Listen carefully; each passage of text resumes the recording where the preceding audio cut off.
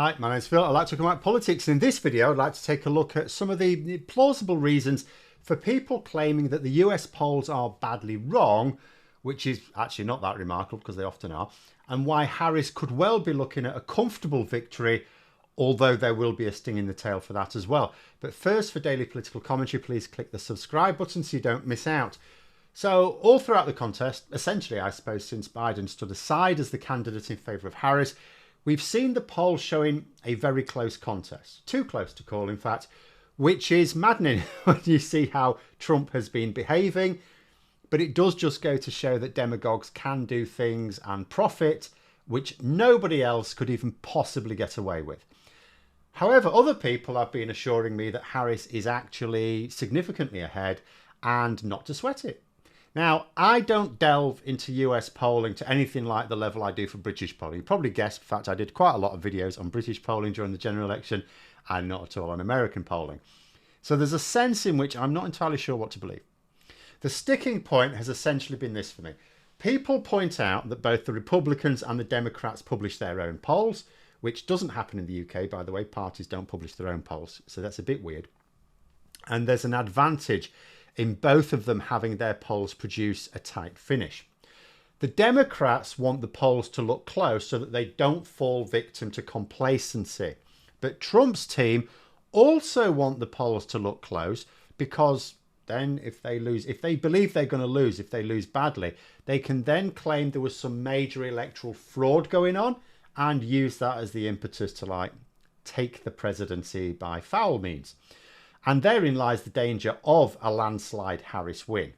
The MAGA crowd, who already believe that Trump won in 2020, will, and actually it goes beyond MAGA, there's a disturbing proportion of Americans who seem to believe this, but they will think they've got strong evidence he was unfairly denied again. If the polls say, oh, it's going to be a close contest, not really sure, and then all of a sudden Harris wins comfortably, it's like, huh? What happened there then? But my problem was there are independent polls out there as well. You know, the Democrats and the Republicans can put their thumb on the scales, but the independent polls is not going to do that. Why aren't they showing that the campaign funded polls are just outliers? Well, one idea is that pollsters didn't want to stick their necks out and they've applied manual adjustments to keep their results in line with the pack. Now, this happens. It happens a lot, and there are good statistical reasons for doing so. Several pollsters, for example, applied heavy manual adjustments to their general election polls in the UK this summer, and a lot of them were vindicated in the end for doing so. However, the polls conducted in the UK still had a spread because they used different methodologies. And as you'd expect, they followed a believable distribution of results, most of them being within the margin for error, but nonetheless showing some variation. But people have been increasingly noticing that the American polls are just too close together. It's virtually no variation at all. And I suppose that to give this as a how this would look to a statistician, it's imagine, like in a horror movie, I suppose, or science fiction, you're talking to a person for several minutes and at no point do they ever blink, right? A snapshot, you can sort of look believable. If you look at a snapshot of this conversation for a few seconds, oh, it looks totally fine. If you look at it all together, it looks like there's something amiss here, something not quite right. And then this weekend, there was a poll that came out for Iowa, not really one of the typical swing states. And just to give you an example, Iowa in 2020, Trump won 53% to 45%. But this poll released this weekend has Harris winning 47% to 44%. Now you look at this and you go, hang on a minute. This has Harris winning and, what Trump won in the last election, for example, and it has her winning by a larger margin than it's got anyone down for any of the actual swing states. What's going on? Now, this is one poll, and it may be the American equivalent of people polling here, going with a mad result to draw headlines or maybe even to deliberately shift the outcome, to encourage complacency for Harris voters. I mean, I don't know the background of this pollster, right?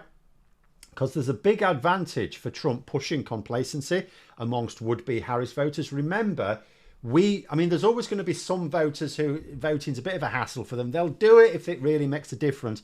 But if they can be convinced they don't really need their votes, they'll just stay at home. But it goes beyond that for Harris this year. We believe there will be a number of Republican voters who will just habitually vote Republican, but they're going to vote Harris this time because they understand Trump is a monster. But they'd rather not, you know, they'd rather Harris wins without their vote. They'd rather just sit this one out, right? If they think the result is too close to call, they're going to go out and vote for Harris. If they think Harris is comfortable, then they won't. You know, because they don't really support the Democrats. They don't really support Harris. They just realise that she's the only one who's going to be a president, right?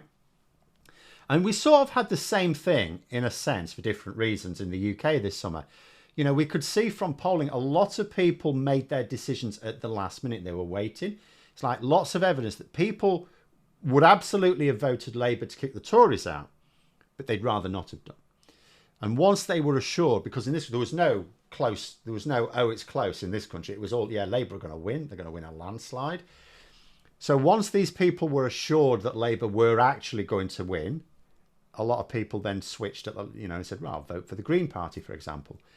So the same thing could be at play here, for all I know, However, if this poll is remotely accurate, like even within a sensible margin for error, Harris will absolutely beast this election. So the question becomes this: is this poll decided? Have these pollsters decided that the manual adjustments that everyone else has been doing, which have essentially been led by party polling, rather than being statistically justified, and so they've broken away from the pack at the last minute?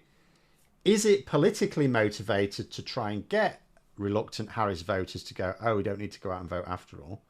Or is it just a genuine poll that's been very badly carried out and produced a mad result?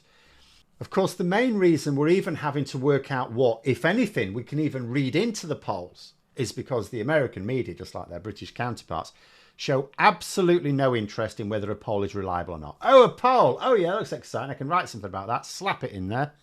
Over the years, in this country, there have been pollsters who've earned a reputation for accuracy and reliability amongst analytical experts, and there are others who are known to be worse than useless.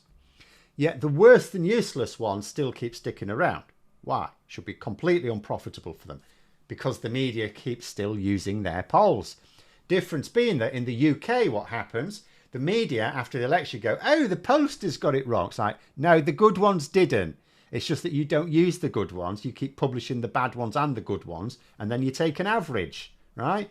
In America, there's a fear that Trump will behave as if the polls were gospel, couldn't possibly be wrong, and that it's the election results which must be fiddled.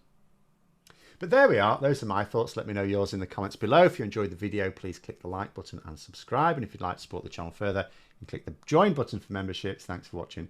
And until next time, I'll see you later.